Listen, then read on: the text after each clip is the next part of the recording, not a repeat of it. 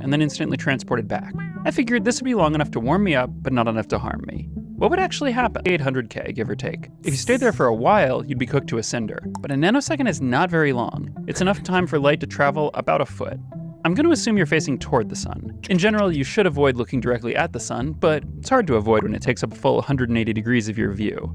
In that nanosecond, about a microjoule of energy would enter your eye.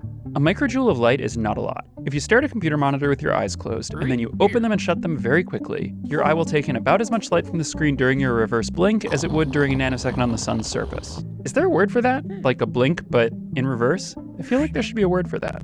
Anyway, during the nanosecond on the sun, photons from the sun would flood into your eye and strike your retinal milliseconds. The retinal cells, having absorbed a bunch of light energy, would get into gear and start signaling to your brain that something had happened.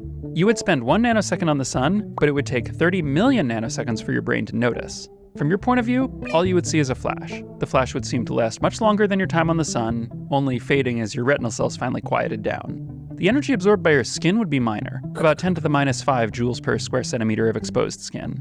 For comparison, according to the IEEE P1584 standard, holding your finger in the blue flame of a butane lighter for 1 second delivers about 5 joules per square centimeter to the skin, which is roughly the threshold for receiving a second-degree burn.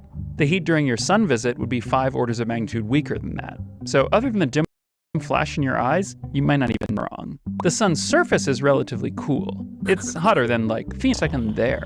The Stefan-Boltzmann law lets us calculate how much heat you'd absorb while inside the sun. It's not good. You would exceed the IEEE 1584b standard for second-degree burns after 1 femtosecond in the sun. A nanosecond, the time you're spending there, is 1,000,000 femtoseconds. This doesn't end well for you. Energy around have very short wavelengths. They're not visible light, they're mostly a mix of what we consider hard and soft X-rays. This means that they penetrate into your body to various depths, heating your internal organs and also ionizing your DNA, causing irreversible damage before they even start burning you. Looking back, I realize I started that by saying there's some good news. I don't know why I did that.